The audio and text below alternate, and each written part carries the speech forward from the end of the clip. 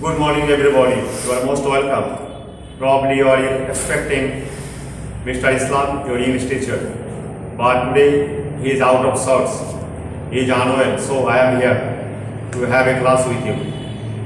You know that we are reading our textbooks and discussing contextual grammars. Today we are going to read lesson 3 of Unit 1. This lesson is about two women. The two women are Valentina Tereskova and Kalpana Chawla. Today we are going to read the first part of the lesson. The first part is about Valentina Tereskova. We have heard her name. We know that she is a renowned famous astronaut, cosmonaut of Soviet Union. She rose to a high position because of her hard work, hard labor, endeavor, and persevering work. She belonged to a poor working family. We know that her father is a tractor driver and her mother worked in textile factory. And she completed her basic education, secondary or tertiary education from distance learning, open university probably.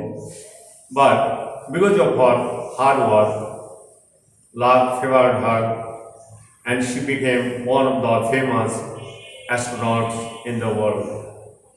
She came to a high position, she became famous all over the world because of her challenging work. We are going to read the text. Please bring out your textbook and follow me.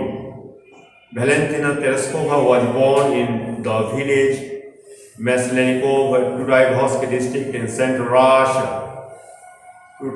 Tereskova's father was a tractor driver and her mother worked in a textile plant. Tereskova began school in 1945 at the age of 8. But left school in 1953 and continued her education through distance learning. She became interested in parachuting from a young age and trained in skydiving at the local aero club, making her first jump at age 22 on 21 May 1959. At that time, she was employed as a textile worker in a local factory. It was her expertise in skydiving that led to her selection as a cosmonaut. After the flight of Yuri Gagarin, the first human being to travel to outer space in 1961, the Soviet Union decided to send a woman in space.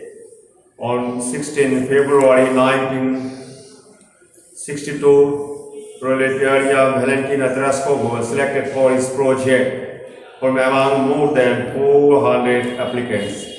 Tereskova had to undergo a series of training that included flight test flights, isolation tests, centrifuge tests, and rocket theory.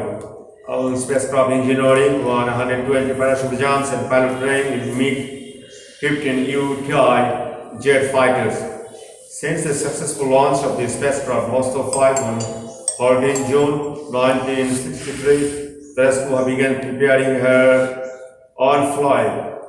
On the morning of 16 June 1963, Tereskova and her backup cosmonaut Soloveyova were dressed in spacesuits and taken to the space shuttle launched pad by Baj. After completing her communication and life support section, she was seen inside Vostok 6, finishing a 2-hour countdown. Vostok 6 launched effortlessly. Thank you, everybody. We have just come through our textbook, the first unit 1, lesson 3. We have just some lines, some sentences from lesson part 1 of the lesson 3. It is the title of the lesson to women. We have gone through some sentences, we have some ideas, and we have gone through some lines and sentences of our text. It is about Valentina Tereskova. You will read the text again, and we have to go forward gradually. We must not run, we must not do a lot of things, lot of textual work at the same time. But in our class, we read our textbook and we also discuss some grammar aspects of our text. Today, we are going to highlight verbs. You know that verbs play important role because without verb we cannot form any sentence. We know that verb is an integral part of any sentence. It is the root of predication. So, verb is very important. Out of all 8 parts of speech, verb is very important. And so we are going to highlight verbs again. There are many types of verbs. When you go through some textbook, when you write something, when we speak, practice speaking, we come across different types of verbs. All the types or categories depend on our uses. So we cannot say that this verb is transitive, this verb is main verb, this verb is auxiliary verb, this verb is finite verb, this verb is non-finite verb. So most of the categories, most of the classes depend on the use, how to use a verb, certain verb in certain context. So verbs are words that tell us or assert us some objects, tell about a person or place or a thing. Verbs are words that tell us about some people, some place, some things. They assert about a person or a thing, etc. Verbs indicate actions and process, conditions or status of persons, people, beings, things, place. So verbs always play important role in our English language. Basically, there are 2 types of verbs. First of all, we divide verbs: main verb, principal verb, auxiliary verb, transitive verb, intransitive verb, finite verb, non-finite verb. Again, we have to divide verb depend on the conjugation or spelling. The weak verb, strong verb, regular verb, or irregular verb. So we are going to highlight some special sides of verbs. Main verb. When we discuss about the main verb, we know that main verbs are principal verbs are working independently. Principal verbs can work independently in a text. Principal verbs can express the meaning of a sentence or a speech, but auxiliary verbs cannot express the speech or the meaning of a sentence. They add or they assist, they help to form tense, mood, or voice, or any grammar aspects. They help auxiliary verbs, help main verbs or principal verbs. There are 2 types of verbs: finite verb, non-finite verb. Finite verb can complete the meaning of a sentence. They are limited by the number of and person of subjects. They change their form, they change their form with the changes of tenses, with the changes of subjects. So finite verbs can complete the sense and they are limited by subjects. Non-finite verbs, they are not controlled or governed or limited by the subject. They are free. They are not changed with the changes of tenses, the participles, gerunds, and infinitives.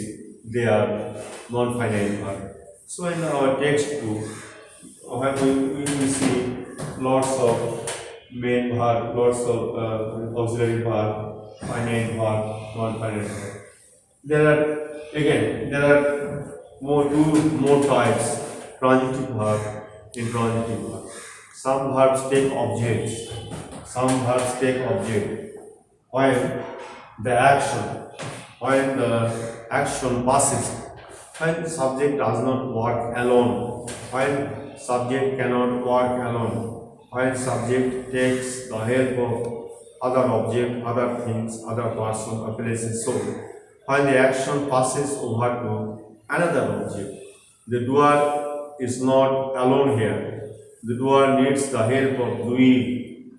Doer is not doing the work alone. This type of verbs are called transitive verbs.